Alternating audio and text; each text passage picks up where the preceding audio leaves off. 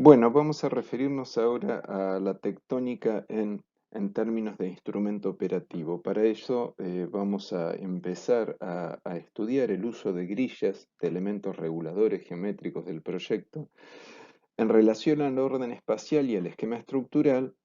con lo cual vamos a contar con el uso de módulos y proporciones y el uso de grillas espaciales y su posterior manipulación y alteración en función de lo proyectual, de la lógica material y de la configuración espacial. Nosotros podemos decir que los medios de regularización geométrica en relación a materialidad, desde Soriano 2016, que nos habla de la retícula en la arquitectura moderna, podemos observar que mallas y grillas como mecanismo compositivo y como medio para la sistematización de medidas y proporciones en función de la materialidad ha sido utilizado a lo largo de la historia. Ya lo tenemos en los tratadistas, Jean Durand en su compendio de arquitectura de 1819 eh, nos mostraba los elementos de composición de la arquitectura como tipos aditivos, no solamente geométricos, sino que también avanzaba sobre su posible resolución material. Lo hemos visto en la teórica, en la primera teórica, en la parte referida a los tipos o al orden espacial. También en la modernidad podemos ver distintos autores, Mies, Corbusier. En la foto vemos el pabellón alemán de Barcelona, obra justamente de Mies van der Rohe del año 1929, y en la foto podemos apreciar el escrupuloso orden espacial llevado a su consecución constructiva y vemos cómo las juntas del piso exactamente se articulan con las jambas, con los parantes de la carpintería en un alarde de precisión alemana en lo constructivo que demuestran que nos vienen a mostrar en lo material la ideación, la grilla espacial que sostiene desde el punto de vista proyectual al proyecto. Cambiando de escala y llevándolo al urbano, podemos ver una maqueta arriba a la izquierda del Tintem de Candilis Joseph Goods para el concurso de ordenación del centro de Frankfurt en Alemania, obra de 1963, donde se alcanza a percibir el orden de la malla Met Building esterilla, entretejido, que organiza el juego de patios y de circulaciones, que organiza todo el conjunto. Continuando con la tectónica en términos de instrumento operativo, vamos a decir que vamos a hacer uso entonces en relación al orden espacial y esquema estructural de módulos y proporciones y de grillas o de mallas o retículas espaciales. Vemos en la imagen el Instituto Salk, obra de Louis Kahn del año 65 en La Joya, California, donde podemos apreciar en el volumen del edificio una evidente modulación, una proporción de llenos y vacíos que establecen un ritmo, un orden de armado. Si recordamos los esquemas provenientes de la obra de Pawson Clark del año 1997 que vimos en las primeras teóricas, donde se relacionaba uso y circulación, observamos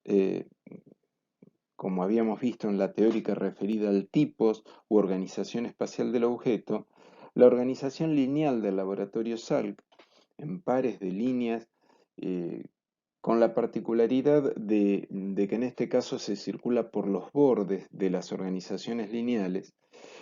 y la relación que puede establecerse con la estructura resistente, con la materialidad, a partir de la grilla geométrica, que es un mallado que sintetiza y regula el orden espacial. Avanzando un poco más en el uso de estas grillas y mallas espaciales, vamos a decir que como instrumento operativo, las mallas y grillas pueden ser alteradas en relación a las exigencias de uso del proyecto. Entonces vamos a decir que vamos a hacer uso de módulos y proporciones en base a grillas espaciales que van a tener una dimensión preferencial. Eh, Recomendamos el uso del módulo denominado 3M, que es propuesto por Curi y Escudero en base a los trabajos con el profesor Leos, que equivalen, como sabemos, estas grillas, estos órdenes, tienen una referencia material, de manera que el módulo 3M se refiere a tres mampuestos, a tres ladrillos puestos a soga longitudinalmente que nos conforman un módulo de 90 por 90 centímetros, y vamos a hacer en base a ese módulo una serie preferencial de adición de módulos que van a ser desde los 90 centímetros a los 270 centímetros, 2 metros 70, 3 metros 60, 5 metros 40, 7 metros 20. Con esa adición modular vamos conformando la mayoría de los espacios que podemos enfrentar en un proyecto como el que estamos manejando. A estas mallas vamos a operarlas en rotaciones, articulaciones, solapamientos y en variaciones de escala. Tenemos como ejemplo acá la imagen de los dormitorios St. Andrews, obra de James Stirling en 1968 en Escocia. Y como vimos en la teórica referida al tipos, se trata de una organización radial, esto es, con un cuerpo central desde el cual se proyectan organizaciones lineales secundarias. En este caso, la trama o retícula de la organización lineal menor se gira y articula a partir de elementos de transición al cuerpo central, lo vemos abajo a la derecha, que contiene los usos de servicio a los dormitorios y la organización lineal mayor de módulos repetitivos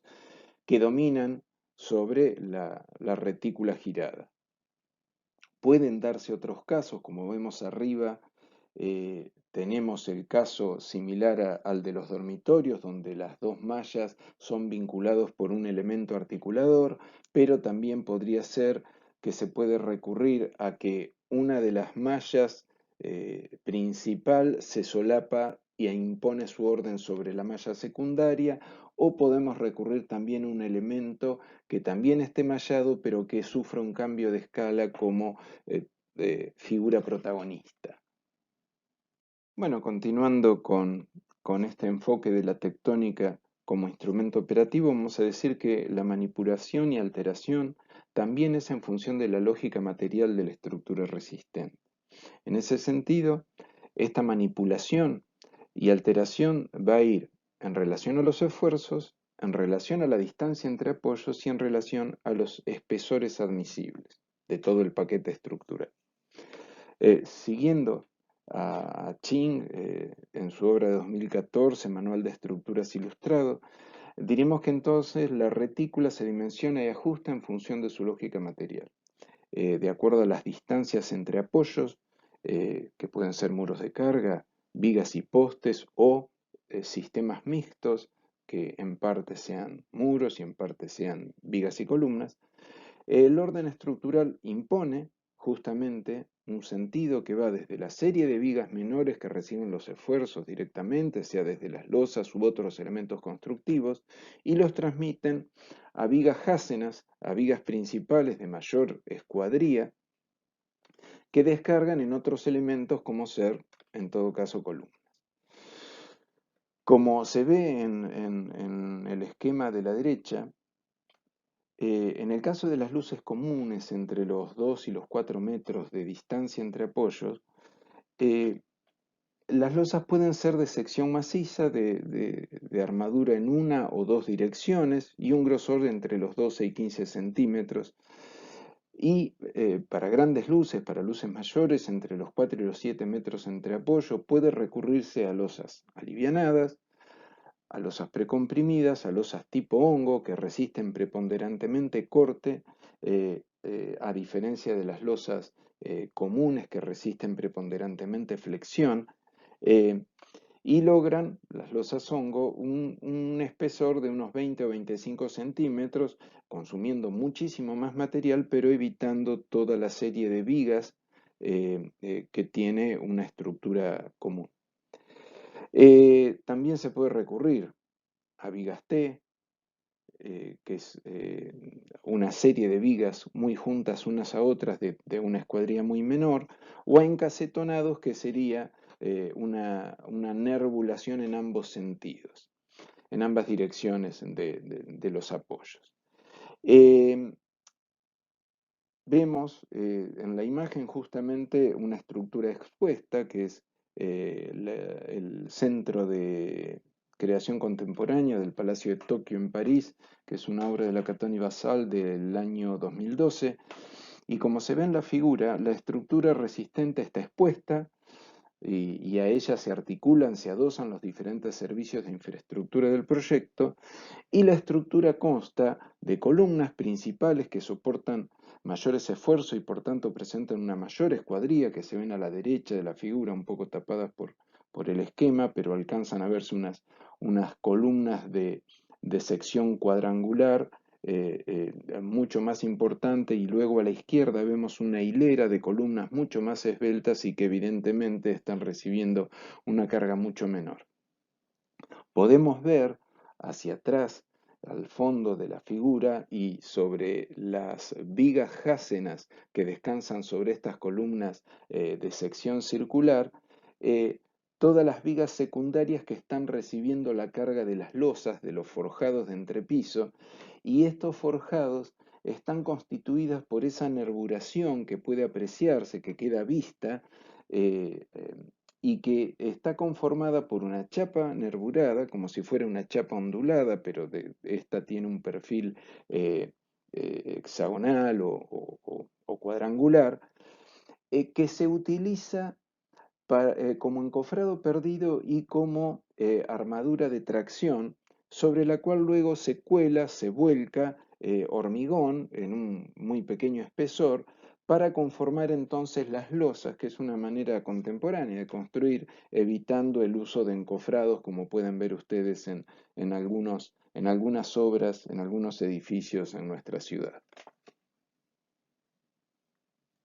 Bueno, terminando con esta parte de la visualización de la tectónica como instrumento operativo, vamos a decir que la manipulación y alteración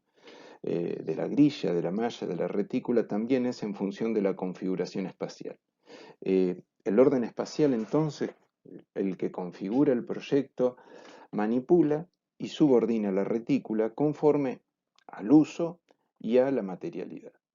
Entonces, con el fin de racionalizar tendidos infraestructurales y centralizar servicios, disminuyendo entonces los recorridos inútiles y aprovechando el perímetro con fines de iluminación y ventilación, estamos manipulando y condicionando la retícula. Podemos ver en los esquemas de Chin 2014 cómo a la derecha, abajo, eh, el núcleo de servicios puede adoptar distintas posiciones en la planta, conformando diferentes configuraciones organizativas. Puede ser central, lineal, o puede ser exenta por afuera de la planta. Y esto tiene como efecto distintas posibilidades, tanto circulatorias, como de tendido de redes de servicio, como se puede ver luego en las secciones a la izquierda arriba, donde vemos que en los entrepisos, en los forjados técnicos, los tendidos de redes están integrados a la retícula y por lo tanto al orden estructural. Podemos ver en la imagen el Seagram Building, es una obra de Mies van der Rohe del año 1958, que está armado en una retícula de 28 por 28 pies, que son unos 8 metros y medio por 8 metros y medio, y que se organiza en un núcleo de espacios de servicio central, donde se alojan las escaleras, los ascensores, baños, depósitos, y que está rodeado por todos los espacios servidos. Con esto se logra un aprovechamiento óptimo del perímetro a los efectos de iluminar y ventilar. Abajo a la izquierda podemos ver cómo cierra todo el sistema, en un detalle de la planta donde los distintos elementos constructivos, la columna metálica que está embebida en hormigón a los efectos de una prevención contra incendios, las carpinterías integradas o muros cortina y los módulos de climatización de tipo fan coil conforman un sistema de elementos que se articulan a partir del orden instaurado por la retícula.